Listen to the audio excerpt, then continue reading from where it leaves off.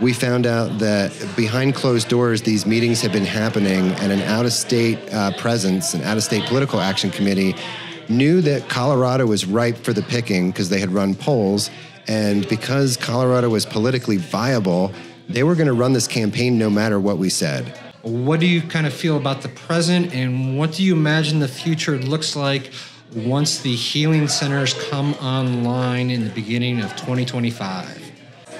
When we were collecting signatures for 301, there was almost no one that wanted to put their name on a piece of paper that also said psilocybin. And most people were like concerned that the government would see that. So we just had a lot of pushback because of that. After we successfully passed the decriminalization, at least in Denver, because, you know, like we got to appreciate what a little bubble that was, that people were all of a sudden willing to come out of the psychedelic closet. They were willing to become more visible.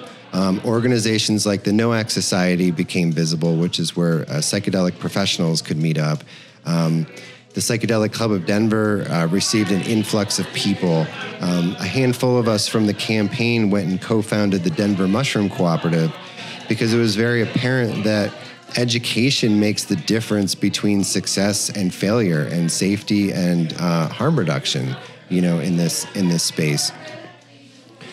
So once we became more visible, you know, we were able to meet the excitement of people that were coming out of the psychedelic closet. And the pandemic actually diffused a lot of momentum that was happening.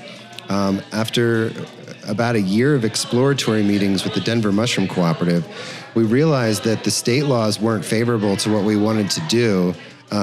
So we decided to nestle psilocybin mushrooms in a much larger conversation, and that conversation is that all mushrooms are magic. So 4 monthly meetings in, we were anticipating 120 people to show up, and that's when we all got the call that we were all going into lockdown. And wouldn't you know it, we went through a collective trauma, and these mushrooms are very useful in treating that. So I think that it was like, I don't want to say a perfect storm to minimize anybody's, you know, harms in that, but it really, I think the two things work together to push mushrooms out into the forefront of talking about trauma and what we could do about trauma, especially because almost all of the things that we use to combat anxiety and depression don't actually work. The way that I'm able to kind of check the temperature of things is my parents. So my parents live in Pennsylvania. And my mom and dad, after we decriminalized mushrooms, said to me, you know, I don't know if you did a good thing or not, because people shouldn't go to jail for this stuff, but at the same time, not everybody should have this. And there was a really big fork in how I worked with the mushroom intentionally and would come back with all these insights and stuff. And then my sister, who's 2.5 years younger than me, would take mushrooms and end up drawing on the wall, right? So, you know, fast forward a few years later, you know, Goop, what's her name? I can't think of... Gwyneth Paltrow. Gwyneth Paltrow is talking about this stuff. Anderson Cooper is talking about this stuff. Michael Pollan's book has a lot of traction. You know, and now my mom, she'll call me up and say, you know, Anderson Cooper was talking about this stuff, and you can tell he knows what he's talking about. And you go into Joann's fabrics, or you go into Michael's, and there's just mushroom stuff everywhere. And there's TV shows that have mushrooms written into the plot. So it's just like the cultural conversation at large is growing. And because Denver kind of struck first, we really... And Oakland right behind us, these two little bubbles are having an opportunity to kind of show signs of like being toddlers in the space and what that looks like. So when 122, before it was even numbered, how do I even get into this? So there were a handful of us that worked on the campaign in leadership positions that were promised that we were going to stay together and work on the state, whatever came down the pipeline for the statewide stuff. And then all of a sudden, we found out that behind closed doors, these meetings had been happening, and an out-of-state presence, an out-of-state political action committee, knew that Colorado was ripe for the picking because they had run polls, and because Colorado was politically viable, they were going to run this campaign no matter what we said. We tried to stand up to them in the pre-process of this alongside, no, the polling says we're good, so we're going to do this. So the community became very fractured because there was a large amount of people that really challenged us and said, don't let perfect be the enemy of good. And then there were those of us that were working more in the social justice space and said, this is not really equitable. This is not really decrim first, and raised a lot of fuss. So our first demand in the decrim community was, let's stop and slow down this process. And that was ignored. So our second demand was no limits, no limit decrim. There should be no limits. At no point should the police be able to get involved, because when you set a limit, that allows for more policing. And because we already know the drug war is disproportionately harms, marginalized communities, that this would, put even more pressure in those directions. And at the end of the day, they wrote into the law something so vague that we thought that when the Senate or when they needed to implement it was going to get, changed for the worse. And they defined personal use as a necessary amount to share. So laws, when they're vague, harm a few sacrificial lambs. So, a necessary amount to share is going to look different in Denver now that we've had no limit decrim for 4 years, as it is going to look in Summit County or somewhere way more conservative. So, we tried as hard as we could, and I think in the end we shaped the conversation, nationwide. A group of us actually launched a opposing measure, or maybe not an opposing measure, but just a decrim only measure. Really citing that when you bring, and looking at cannabis, that when you bring industry into the mix, there is a motivation to make money at all costs. And, we know that lobbyists are brought in to get in the ears of lawmakers, and, look at like the oil and gas world. We should probably by now have free energy, but because there's a gas lobby, this just hasn't happened. And what we've seen in cannabis, and we worked lockstep with a lot of veterans that had been through this process with cannabis, that in order to legalize, they used the veterans' plight to shape the narrative so that people thought that they were voting to help veterans and their PTSD. And then before COVID, we had to show up at the Capitol and testify, and most veterans can't afford to even get to the Capitol to testify to preserve their rights. So what was happening is that regulated cannabis was chipping away at personal use, chipping away at plant counts, chipping away at all these things that actually helped people in an equitable manner. And because they had already been through this cycle once with cannabis, veterans were really upset that there was so much narrative pushed around that this psychedelic legalization was for them. And the Political Action Committee, I'm like going on a really wide tangent here. I hope this is all good. This is history. Yeah. Yeah, and so they paid $1 million or more, 1.2 maybe, to a signature gathering firm, and literally met everybody on the street and said, "Oh, you want to help veterans, right? You want to help veterans, right?" And they spent over $1 million in advertisement. And the only way that veterans get help is in the way that it's been passed is if personal use gets preserved, because they've now said that the only way that any of these equity measures can be even achieved is if the regulation system makes money. And if we can see anything, if we can see down the pipeline at all, it's Oregon. Oregon has just asked the taxpayers to subsidize $6 million. $6.6 million. $6.6 million to subsidize this regulated model that's only serving the wealthy. because it costs $3,500 for a therapeutic dose of psilocybin in that model.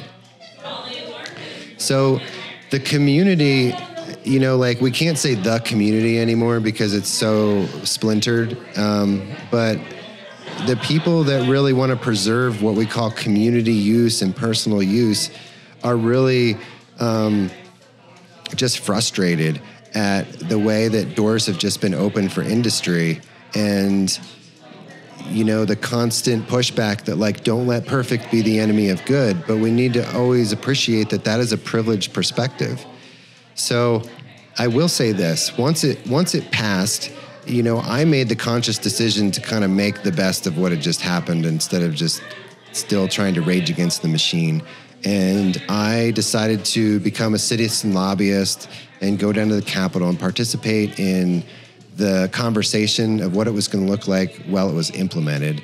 And I'm pretty damn sure that the lawmakers were really influenced by how we showed up and the way we showed up. And at least this legislative session, it looks like personal use and most of the provisions that we asked for are going to be okay until they go into the next legislative session. So the future of what this looks like. So there's this whole promise around mental health and this as the miracle cure for that. But if you don't actually address the systems that created all of this, do you actually address the depression and the anxiety? You know, like if you're not addressing social economic disparity, and you're not addressing like ecosystemic catastrophe and all this stuff, like, isn't it reasonable that depression and anxiety is like a natural response to that type of stuff?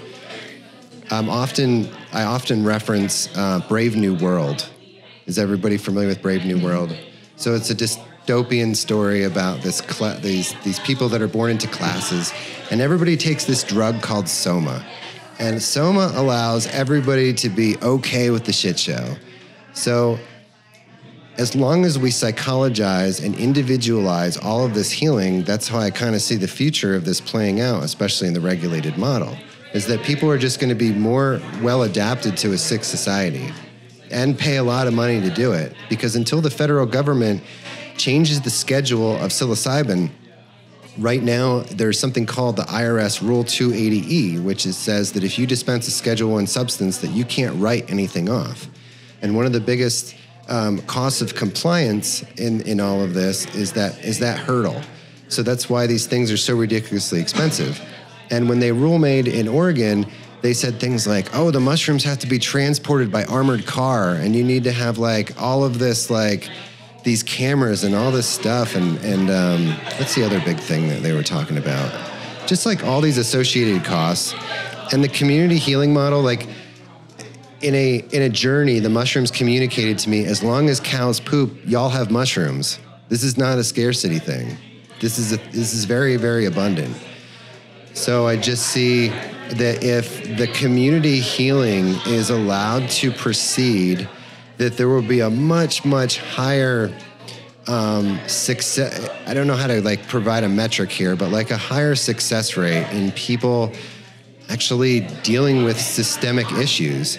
And the regulation as it stands right now, unless the government subsidizes it, is going to be accessible only by people that can pay $3,500 for a journey. And in the last 4 years, I've done 42 like pretty high doses of psilocybin. So if I had to pay $3,500 for each one, I mean, I couldn't afford that. Like, no way, no how. So the way I kind of like see this playing out is that the regulated models won't be able to sustain themselves until the federal government gets involved and reschedules psilocybin. And the other weird thing that's a curveball is that the FDA is working on granting isolated psilocybin as a drug to be able to use. So there's going to be people that need to go into a clinic or like work with a doctor to feel safe, and they're going to get this very reduced version of what this mushroom is. They're going to get this single molecule that the mushroom produces and won't have the benefit to work with the mushroom in its entirety. So I just see a lot of threads running from here. You know, the people that are in the therapy space that like see this as a miracle cure are going to like massage that narrative a little bit. And here in Colorado, we created the decrim model, which is something that didn't happen in Oregon. So now we actually have an opportunity to show the world, because the whole world's looking at us, that not only do we have enough collective wisdom to hold these medicines, but we can actually address the deeper issues of systemic harm and, you know, big words and concepts like patriarchy and colonization. That was a beautiful answer. Thanks. It's a beautiful vision. I hope we can continue healing in community moving forward. I was so disappointed that I missed your talk at Psychedelic Science. Can you give us the cliff notes? So I was on a panel on harm reduction, and so MAPS didn't invite me in, and nobody in Denver invited me in. So an organization from Oakland who saw my value invited me to come speak on a panel. And it was really cool because it was the very first panel that I was on that not only did I know everybody on the panel, but I have rapport with everybody on the panel. So it was just really beautiful to like give each other space and to know who to look to answer questions. And it was the whole thing was about harm reduction. So we had a bunch of like geeks on stage, and we had people that were talking about systemic harms, and then I kind of like can kind of speak all those languages. So it was really cool to get really granular about harm, you know, about like knowing your dose and your set and your setting and your intention, and kind of like, you know, like pan out a little bit and look at systemic harms, like people that unless you do enough healing yourself, that you don't bring agenda into the space of healing, you are actually perpetuating harm, which is like a wild concept to most people that do therapeutic work. But unless you're like healed to a place beyond the human condition, how can you actually hold space for the human condition? And you know, things like sexual assault and the fact that like there's wrongdoing done in the psychedelic space that no one wants to speak to because they don't want to ruin the psychedelic movement. And then, you know, panning out to much bigger things that inform all that stuff. And, you know, like concepts like colonization and patriarchy and, you know, extractive capitalism. So it was really cool that I think there were about 400 people there. And I think that what they were expecting was this really like granular conversation. And they wound up leaving with really big concepts, and it was really beautiful to hear the collective gasps when we started, you know, talking about like what true equity is, and it not being charity, and you know, using synthetics and isolated molecules instead of the whole plant medicine. And I think that people didn't really know that they were going to walk away with those pearls, and we wound up getting a standing ovation, which was pretty amazing. And yeah. That's wonderful. That sounds like a really interesting panel. I love how those pearls of wisdom hit despite that being. And if you want to learn more about our podcast, you can visit the website www.mocktailsandmushrooms.com, where you can find more information, resources, and episodes of Mocktails and Mushrooms. You can also subscribe to our podcast on your favorite platform and leave us a review. We appreciate your feedback and support, and we love you for being here. And also a huge shout out to our sponsor here, Tequila Blues, for hosting us and providing us with some delicious mocktails and some yummy yummies. This place is awesome. Great location right on 32nd in the Highlands. Yes, I love the Art Deco and fabulous drinks. This lavender mocktail I've been sipping on is incredibly delicious.